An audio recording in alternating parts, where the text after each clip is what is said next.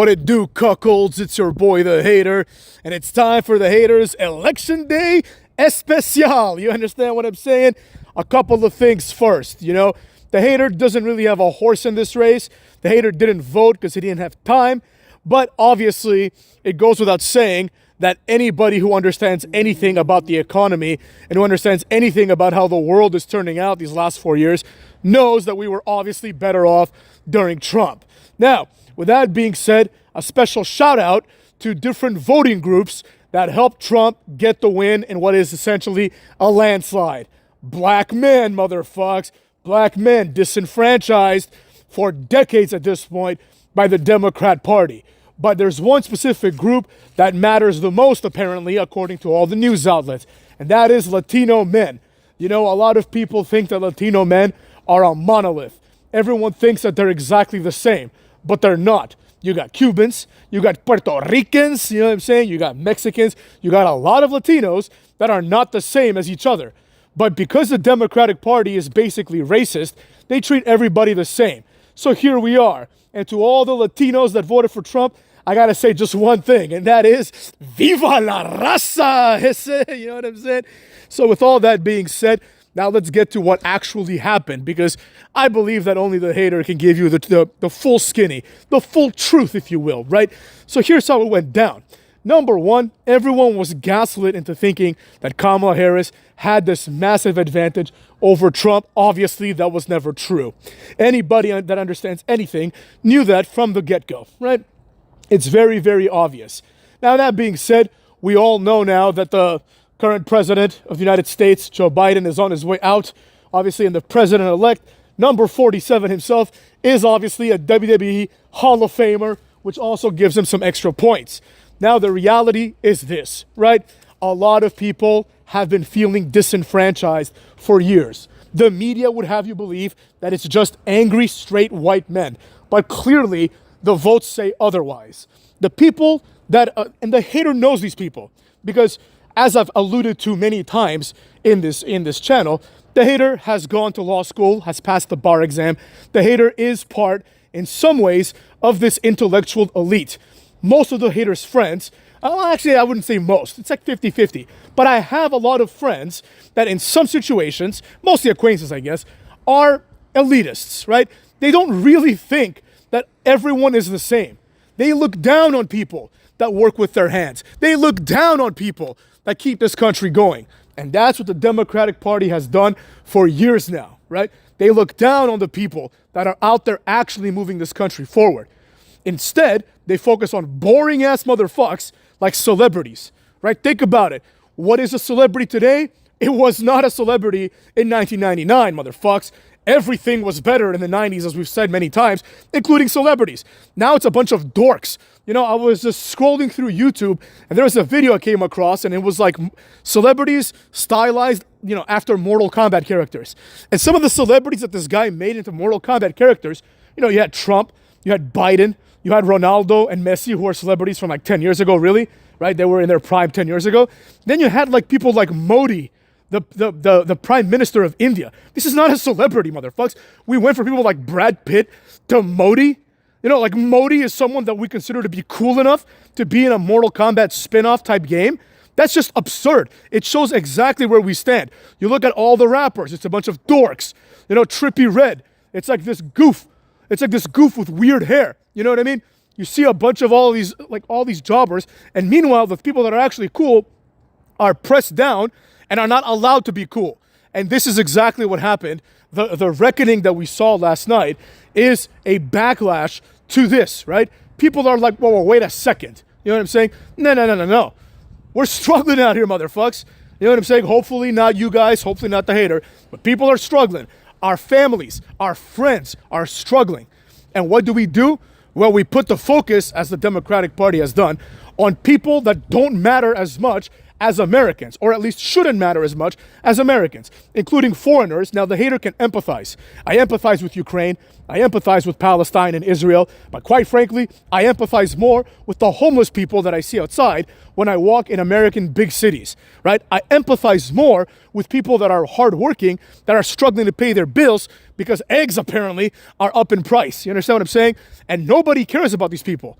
Instead, we worry about what the latest celebrity said about their transgender child. And you might see where this is going. If you focus on this too much, eventually the people that are struggling are going to say, wait a second, I don't care about Megan Fox's 3 transgender children. I got bills to pay, motherfucks. Who here is going to help me pay the bills? Then there was another, in my opinion, miscalculation from the Democratic Party. This whole focus on abortion rights. Now, the hater doesn't really know where he stands with respect to abortion. I'm 50-50. I guess I'm pro-choice, considering that, like, if someone has to choose, it should be the woman, right? It shouldn't be like somebody else. But it's 50-50, right? I don't think it should be taken lightly. But the way that the Democratic Party presented this was that every woman should be on board, right? Every woman should be ready to vote for Kamala Harris to ensure that their rights to have an abortion stay intact. Well, most women don't have to worry about this. This is the mistake, right? You see society and you see people, if you spend too much time on the internet, you'd think that every woman is having an abortion. But it is not every woman. It is a marginal, small percentage of women, right?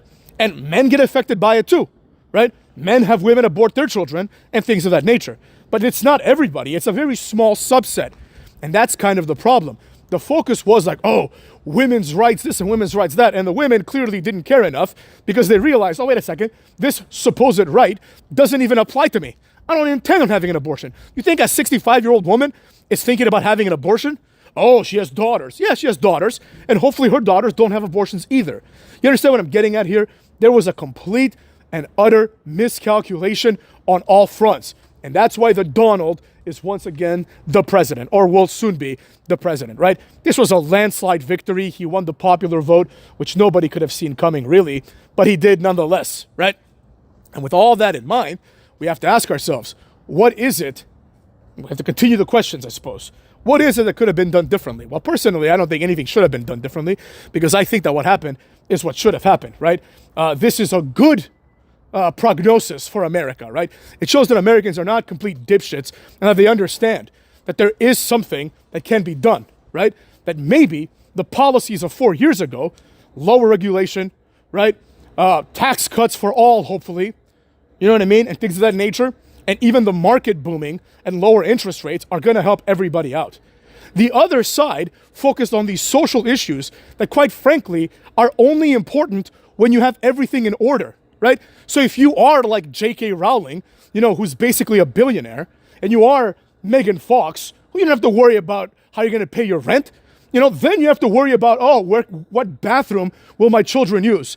But the rest of us have to worry about, you know, how we're going to pay our rent. The rest of us have jobs. The rest of us don't know if tomorrow we'll have jobs.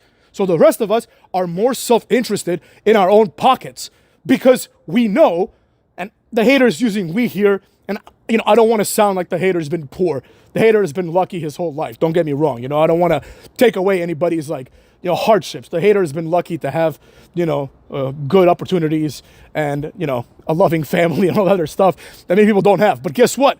The hater can still empathize because unlike other people that might be in my position, right, that might have a few $100s saved up here and there, you know, most Americans don't have $500 for like an emergency expense. You know what I mean? Yeah, exactly, cucks. And you think they care about what bathroom other people that do have the money want to use? No. The idea is exactly what it was. Inflation has gone up. This shit falls on Biden, and by extension, it falls on Kamala Harris. Now let's talk about the unattractiveness of the candidate of Kamala Harris. Kamala Harris is an unattractive candidate. I'm not saying she's an unattractive woman. She's an unattractive candidate. You know what I mean? And the reality is that nobody would ever want her as a leader, right? Maybe you don't want Trump either, but you definitely don't want her, right? Imagine if you were stranded on a deserted island, like in Lost, and Kamala Harris was like, I'm going to be the leader of this community. No, she wouldn't. Absolutely not. Nobody would vote for that. And nobody voted for that last night.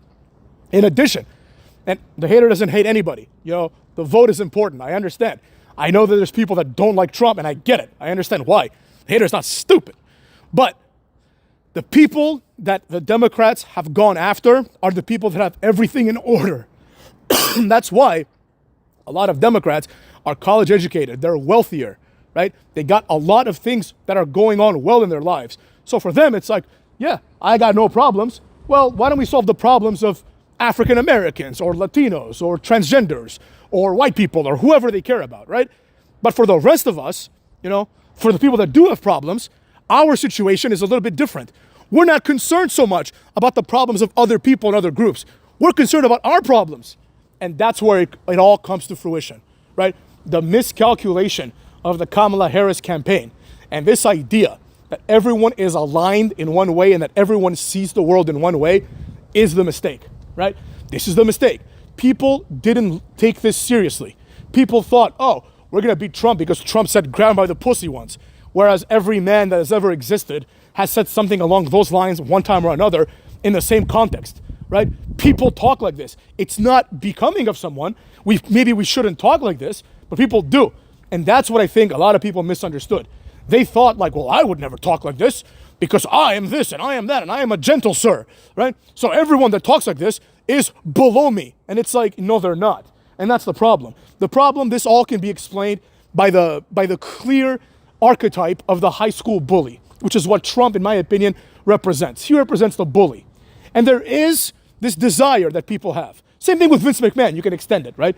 There's desires that people have to see the bully get his comeuppance, right?